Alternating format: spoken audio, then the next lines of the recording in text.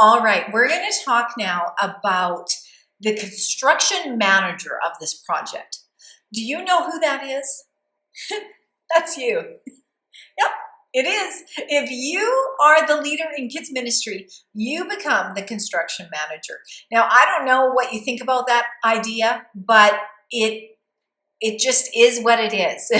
So here's a couple of things that I really want you to think about as the construction manager, because you're the one that's going to oversee everything that's going on.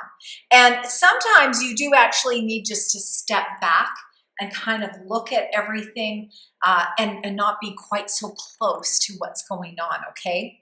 That's important for you to know.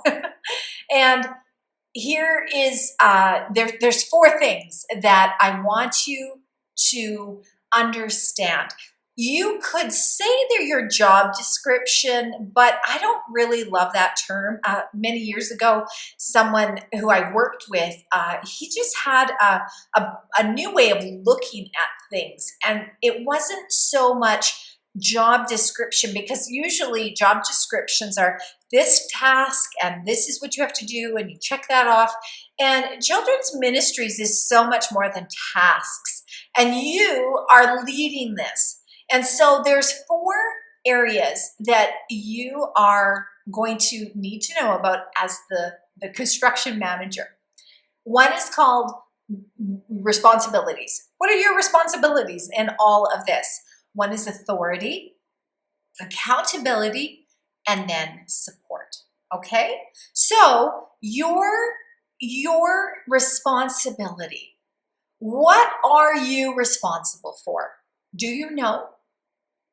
Take a minute and write down what you, in general, overall, feel that you are responsible for.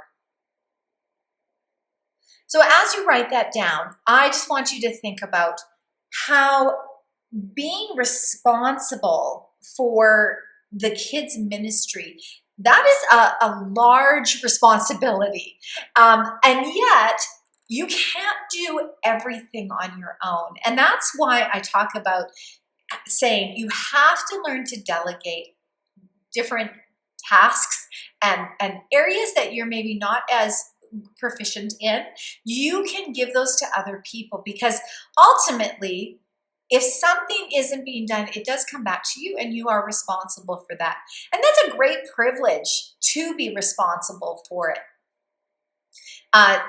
I think that when we talk about authority, now, most of the time people think right away, oh, like, who's an authority over me? But that's not the kind of authority that I'm talking about. I'm talking about authority to make decisions without always having to go to someone, ask for permission. And, do you have authority knowing what your budget is and it's in place? What can you do with that? Are you allowed just to make decisions based on prayer and good strategy and knowing what's going to help you build this kids' ministry? So authority is really important. And what about your programming? What about your curriculum? Can you make those decisions?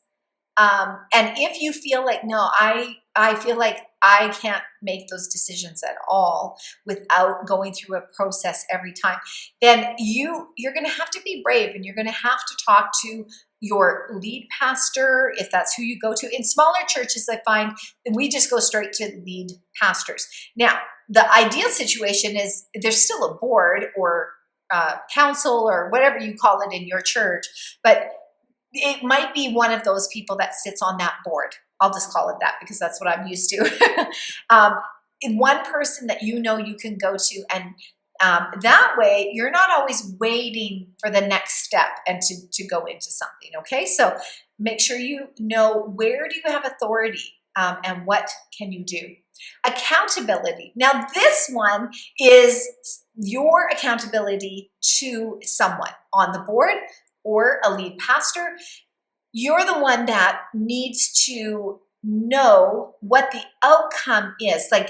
So I want to build my kids' ministry with a great focus on being outbound. We're going to talk about that in a moment. But so I want to think about, not just doing stuff in the church. I want to go out into our community.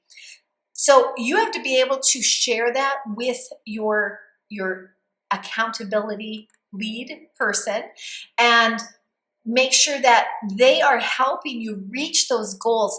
Now, we often talk about the task, as I said. So certainly you can have a task for these things, but even more so, what's the outcome? What do you want to get to?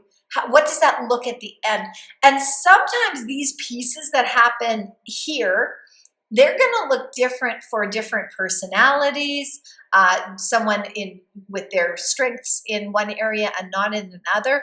I know that the outcome when I'm working for a church might look quite out of the box from what they're used to, but the outcome is the end results that we want.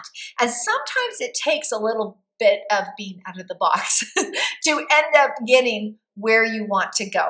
So if you right now don't know who you are accountable to, I know we're accountable to the Lord, praise the Lord. But if you feel like I don't really know, and if you can't put that on a piece of paper to say, well, this is who I have to talk to, something when things are going great, when things are not going so great. And may I just say, this should not just be a friend or a spouse. This needs to be someone in the leadership of the church who is holding you accountable. It always makes a difference when we have someone like that in our lives, helping us, hit certain milestones and goals, whatever you want to call them, in our ministry life. So who are you accountable to? And then finally, the fourth one is support. You have to have support. Who is helping you get to that outcome of your children's ministries? You can't do this alone, my friend. Even if you're in a really small church and you're the main leader, you're the main volunteer, you're there all the time. You never get a Sunday off, all those things, because I understand what that's like.